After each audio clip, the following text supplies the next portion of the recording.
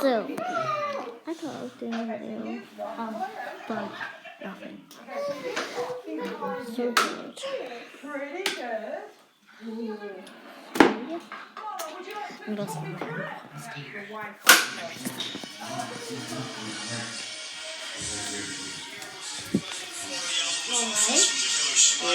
Can I go upstairs?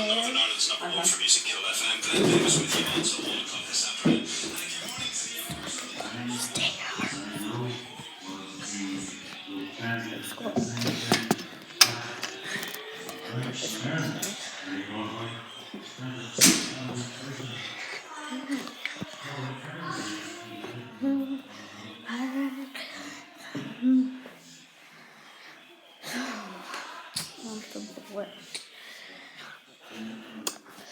So, I'm gonna if you can say this, comment down below.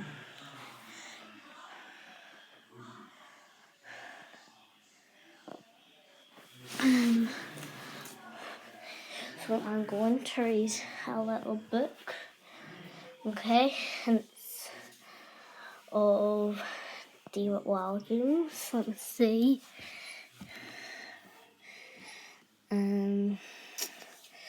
So it is going to be The Boy in the Dress. Now I haven't really read this book either. So it's a David Williams book of The Boy in the Dress. So if you're bored and wanting like a wee story, then this will be good. So just gonna open here. So this is what it looks like. The Boy in the Dress. Tilt it up a wee bit so you can actually see it. So see that, The Boy in the Dress. So I'm just gonna read it, and then here. So The Boy in the Dress. A lot of pages in there.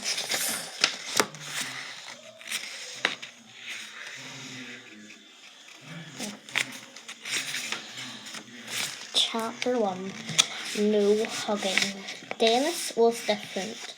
When he looked in the mirror, he saw an ordinary 12-year-old boy, but he felt different. His thoughts were full of colour and poetry. Through his life could be very boring, but the story I am going to tell you begins here in Dennis's ordinary house on an ordinary street in an ordinary town. His house was nearly exactly the same as all the others in the street. One house has double glazing, another did not. One had a gravel drive, another had crazy paving. One had a Vauxhall cave in the drive, another a Volkswagen Astra. Tiny differences that only really pointed out the sameness of everything. It was all so ordinary. Something extraordinary just had to happen. Dennis lived with his dad, who did have a name, but Dennis just called him Dad, so I will too. And his older brother John, who was 14. Dennis found it frustrating that his brother would always be 2 years older than him and bigger and stronger. Dennis's mum had left home a couple of years ago. Before that, Dennis used to creep out of his room and sit at the top of the stairs and listen to his mum and dad shout at each other until one day the shouting stopped. She was gone. Dad banned John and Dennis from ever mentioning Mum again, and soon after she left, he went round around the house and took down all the photographs of her and burnt them in a big bonfire. But Dennis managed to save one. One solitary photograph escaped the flames, dancing up into the air from the heat of the fire, before floating through the smoke and on to the hedge. As dusk fell, Dennis snuck out and retrieved the photo. It was charred and blackened around the edges, but at first his heart sank. But when he turned it to the light, he saw that the image was as bright and as clear as ever. It showed a joyful scene, a younger John and Dennis with Mum at the beach, Mum wearing a lovely yellow dress with flowers on it. Dennis loved that dress. It was full of colour and life and soft to touch. When Mum put it on, it meant that summer had arrived. It had been warm outside after all she had left, but it hadn't really been summer in their house again. In the picture, Dennis and his brother were in swimming trunks holding ice cream cones, vanilla ice cream smeared around their smiling mouths. Dennis kept the photo in his pocket and looked at it secretly every day. His mum looked so agnatically beautiful in it, even though her smile was uncertain. Dennis stared at it for hours on end, trying to imagine what she had been thinking when it was taken after Mum left. Dad didn't say much, but when he did, he would often shout. So Dennis ended up watching a lot of television, and especially his favourite show, Trisha. Dennis had seen a Trisha episode about people with depression and thought maybe his dad had that. Dennis loved Trisha. It was a daytime talk show where ordinary people were given the opportunity to talk about their problems or yell abuse at their relatives, and it was all presided over by a kindly looking but judgmental woman, conveniently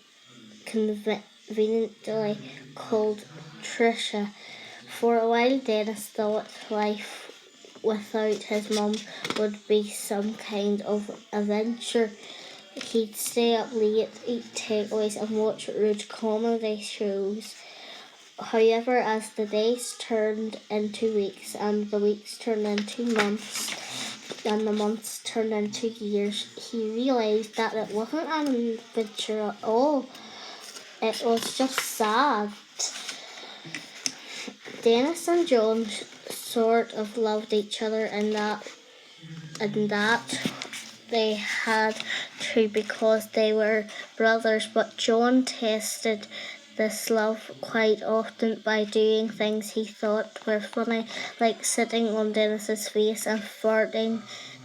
If farting had been an Olympic sport at time of writing, I'm